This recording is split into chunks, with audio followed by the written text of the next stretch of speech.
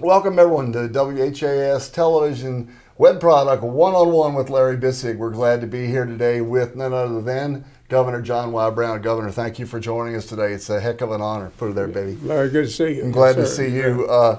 Disclosure, I met Governor Brown in 1983, and I've had the opportunity to work with him since that time, a little bit of this, a little bit of that, but I've always been a student of Governor Brown, and I'm anxious to educate people a little bit more about the history of this great Kentuckian and what he's done. So thank you for joining us. I wanted to, Governor, jump in. Your youth is something that I think is important for Kentuckians and people across the viewing area to understand.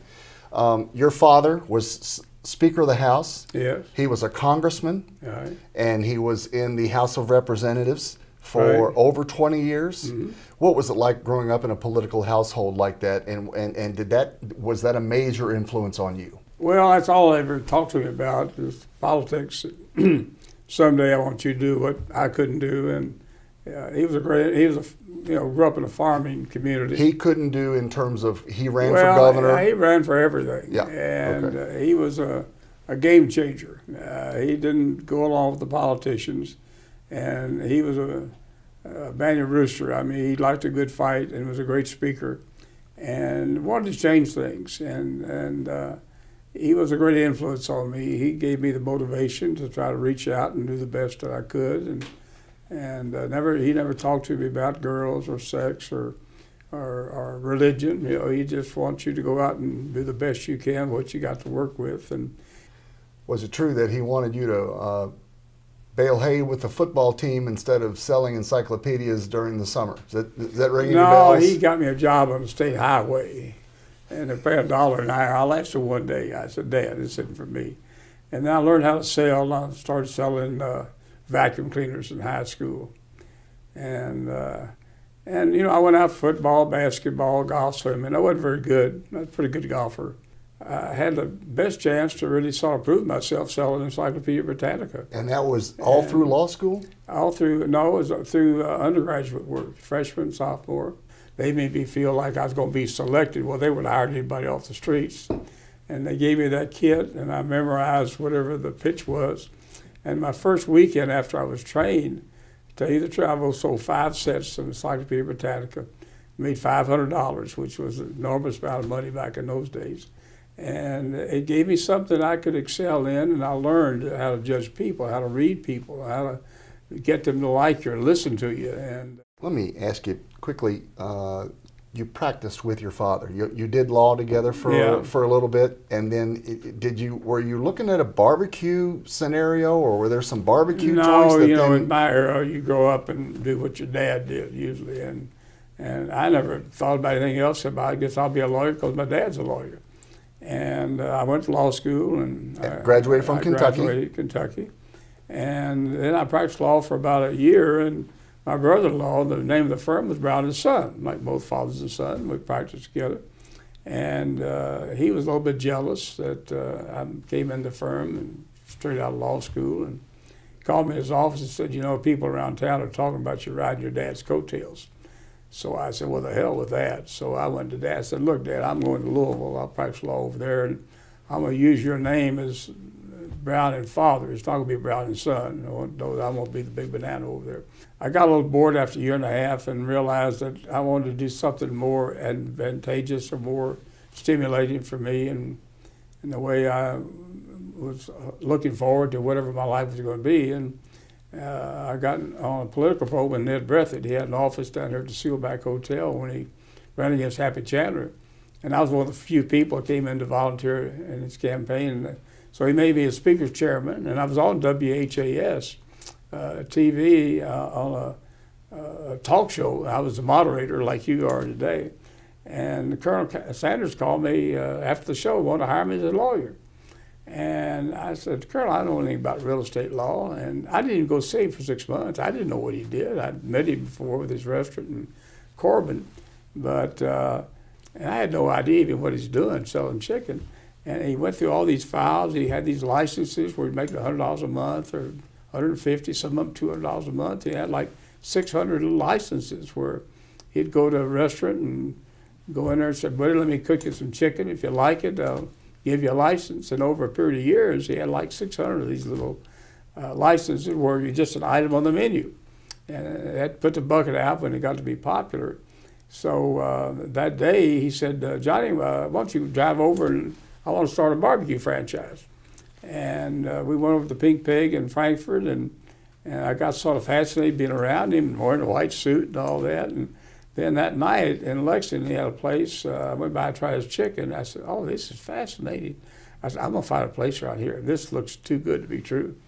And so I talked him into I'd be his partner and open up the barbecue franchise. You remember Ellie, my first wife, that she did the curtains, and we had barrel furniture and a big pit, and opened like a big barbecue place, but we called it the Porky Pig, but also put the bucket out there. What we found out when we opened, we did 80% chicken, 20% barbecue, so we found out we were in the wrong end of the right business. And I didn't have any money, and Ellie's friend, the girlfriend in college, she and her husband were moving from Nashville to Louisville, and said, go by and say hello to him.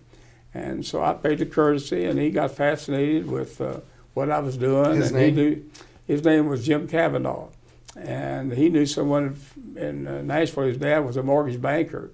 And he knew someone that just retired from a business and had a little finance company. So he sent me up here to talk to me about financing my first store. So I got lucky, and we became good friends. And Jack Massey was his name, and ultimately we became partners. And Massey invested. And a Massey Investment Company. And I introduced the Colonel to do the financing for the Colonel. $2 million in today's money was what the record is indicating that Massey put into your concept at the time. Well, no, we ended up buying the Colonel out. Yes, that sir. That was a hard task. And Massey backed you. Yeah, and we were partners, and he put up the money. I didn't have any money, and we had a 60-40 deal and had a handshake, and we had a beautiful partnership. We were rocking and rolling and working 7 days a week and doing whatever necessary to keep pushing forward. But it was an experience of a lifetime and gave me an opportunity that few people have. And I give the credit to the man in the white suit because he had the recipe. I got him on TV about 30 times over about a 4-year period. And he was a showman, you know, had a 6th grade education. He really helped change the eating habits of the world, if you think about it. All out of a little recipe in restaurants, and we started building take-homes. We took it out of restaurants and just built our own facilities, and there's 17,000 of them now all over the world, and it hadn't changed much. It's the same concept we developed back in the mid-'60s. So unbelievable. We didn't know any better. I think it's the reason why. You didn't know what you didn't know. No, I didn't know what we didn't know. That's right. Question. I want to go through a litany of some folks that you've worked with either in government or in business. Yes. and point out some things to viewers that they may not know. George Baker founded Mr. Gaddy's Pizza. Bruce Lunsford founded Kindred right next door. Ron Geary founded Rest Care based here in Louisville. $1.5 billion company. What did these folks all have in common that inspired you to? Well, and we were talking about Larry Townsend, who also was a player in his own right. Well, they all had high goals. They were hard workers, had good brain power, good thought pattern, good integrity. George Baker was hired out of college. I didn't know who to hire. I hired a bunch of guys I went to school with. And George ended up as being my #1 guy, and ran all the company-owned stores, did a great job. I know we owned 600 stores. I wondered, we were moving to Louisville. We had a big headquarters, a big white column building out there, and I went to see George's new offices, thinking he had a whole half floor of offices because he run all these stores all over the country. He had 2 people working for him, had a marketing person and a secretary.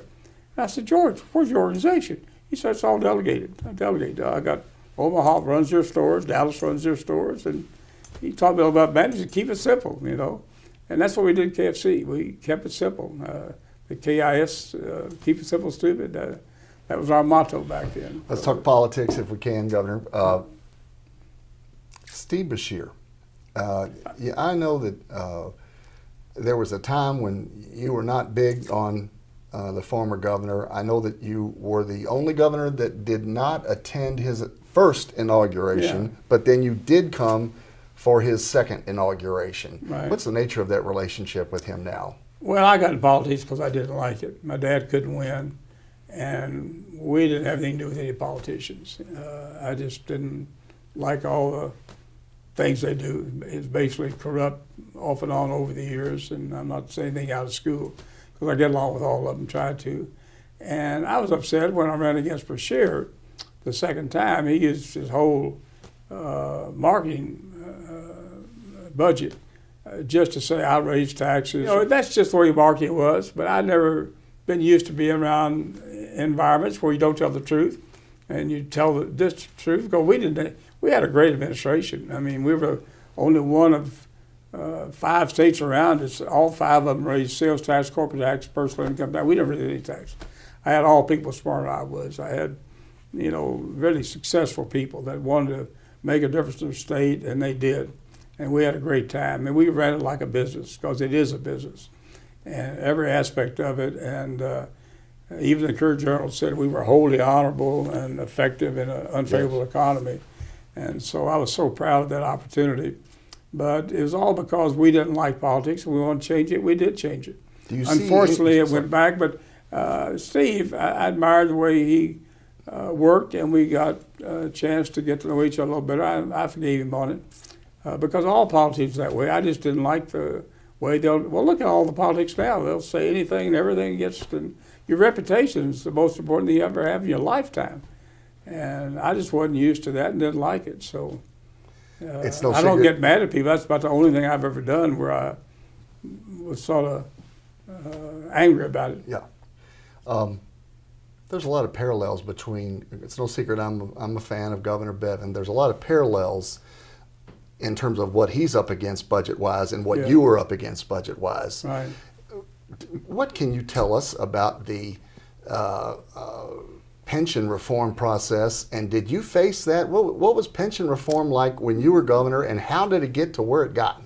Well, the governors over the last 20 years, as I understand, the ones that got out of hand and borrowing from it, not really supporting the credibility of what the promise was under those pension funds. But I admire Governor Bevin. He's doing the right thing.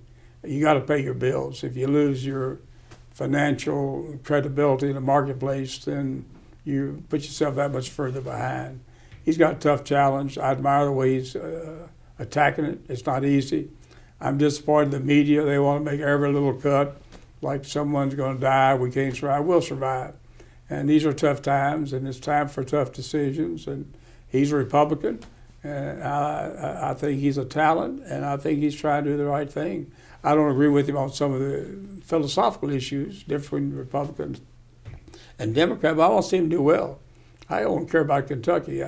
Parties mean nothing anymore.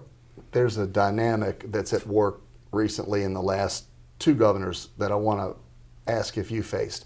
The dynamic is the Attorney General going after the existing governor for political purposes. Mm-hmm. Andy Beshear, it seems like, does nothing but look for opportunities to go after Governor Bevin, which is disappointing. Stumbo, maybe cost him his seat, did nothing but go after Ernie Fletcher all day long. Who was the Attorney General when you were governor, and were you all in lockstep, or did you have an Attorney General going after you every time you made a move? Steve Beshear was Attorney General. Okay. We didn't have a problem with anybody.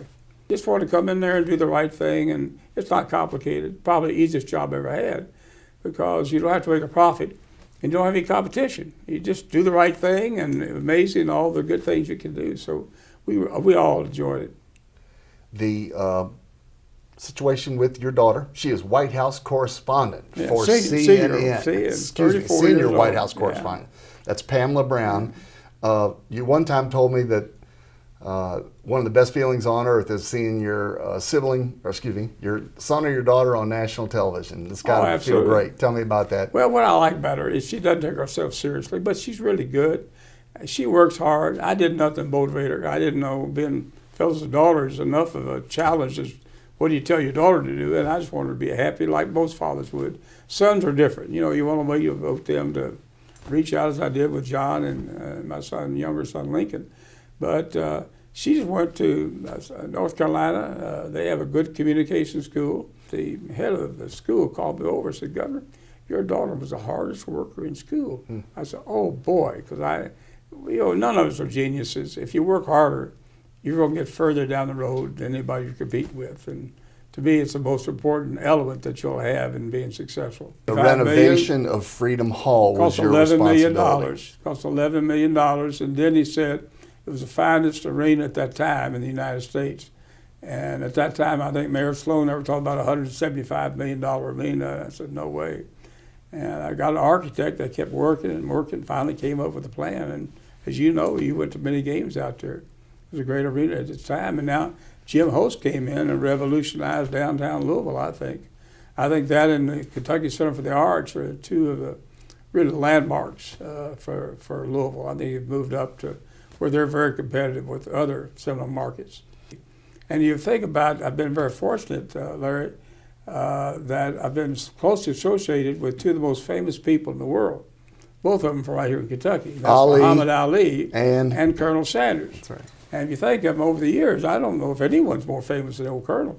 Man in the white suit. If you put him on a pasteboard and you put 3 or 4 presidents on, they'd know the man in the white suit. And Ali was, and Larry Townsend, the one that built the center with Lonnie. And then Anna Bonds come in, and we're having a board meeting today. That's one reason I'm over here. Yep. But I don't think Anna Bond got the credit that she deserved for what she deserves put into she museum. has. And Larry, too. Larry gave 6 years and didn't draw a salary. He built the foundation, raised $80 million after 9/11. You know, it's a great country. And Ali is what a great role model. And his legacy, well, he passed away. We've never had a figure in the world. Governor Brown, thank you so much. Yes, sir. You bet. You've been watching One-on-One with Larry Bisig on WHAS Television and WHAS.com. See you soon.